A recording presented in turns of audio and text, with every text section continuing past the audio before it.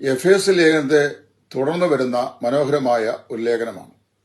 4 അധ്യായങ്ങൾ മാത്രമുള്ള ഈ ലേഖനത്തിലെ അതിപ്രധാനമായ വിഷയം ക്രിസ്തു നമ്മുടെ പാപങ്ങൾക്ക് വേണ്ടി താഴ്മ ധരിച്ചവനായി തീർന്നു എന്നുള്ളതാണ്.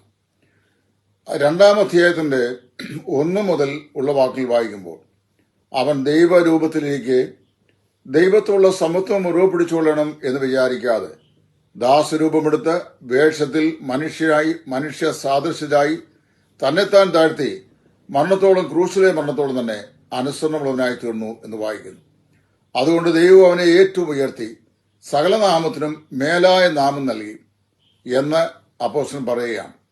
കർത്താവായ യേശു ക്രിസ്തു നമ്മുടെ പാപത്തിന്റെ പരിഹാരത്തിന് വേണ്ടി നമ്മിൽ ഒരുവനെ പോലെ നമ്മോട് സദൃശ്യനായി തീരുവാൻ നമുക്ക് വേണ്ടി മനുഷ്യനായി അവതരിക്കുവാൻ മനസ്സുവെച്ചപ്പോൾ പിതാവായ ദൈവത്തോട് അവനുണ്ടായിരുന്ന മഹത്വത്തിന്റെ സമത്വം കുറെ കാലത്തേക്ക് 33 വർഷക്കാലത്തെ തന്റെ മനുഷ്യ ജീവിതത്തിലെ ഈ ഭൂമിയിലെ ജീവിതത്തിലേക്ക് തനിക്ക് വേണ്ട എന്ന് വെച്ച് അത് ദൈവസേനയിൽ ഒഴിഞ്ഞുവെച്ച് അവിടുന്ന് മനുഷ്യനായി ഒരു മനുഷ്യക്രമിയായി ഈ ലോകത്തിൽ അവതരിച്ചു. കർത്താവായ യേശു ക്രിസ്തുവിന്റെ അവതാരത്തിങ്കൽ മരണത്തോളം ക്രൂശിലെ മരണത്തോളം ശാപമരണത്തോളം തന്നെ അവൻ നമുക്ക് വേണ്ടി തന്നെത്താൻ ഏൽപ്പിച്ചു കൊടുത്തു. അതുകൊണ്ട് ദൈവം അവനെ ഏറ്റവും ഉയർത്തി സകല നാമത്തിനും മേലായ നാമം നൽകി.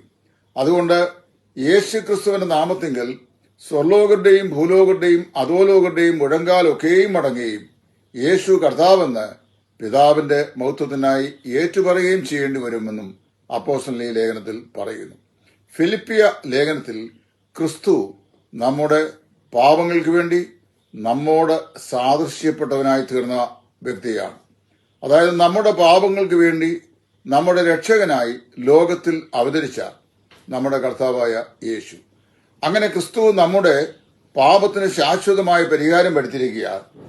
ഈ ലേഖനത്തിലെ പ്രധാനപ്പെട്ട ഒരു വിഷയം അപ്പോസ്തലൻ പറയുന്നു, കർത്താവിൽ എപ്പോഴും സന്തോഷിപ്പീൻ, സന്തോഷിപ്പീൻ, സന്തോഷിപ്പീൻ എന്ന് ഞാൻ പിന്നെയും നിങ്ങളോട് പറയുന്നു.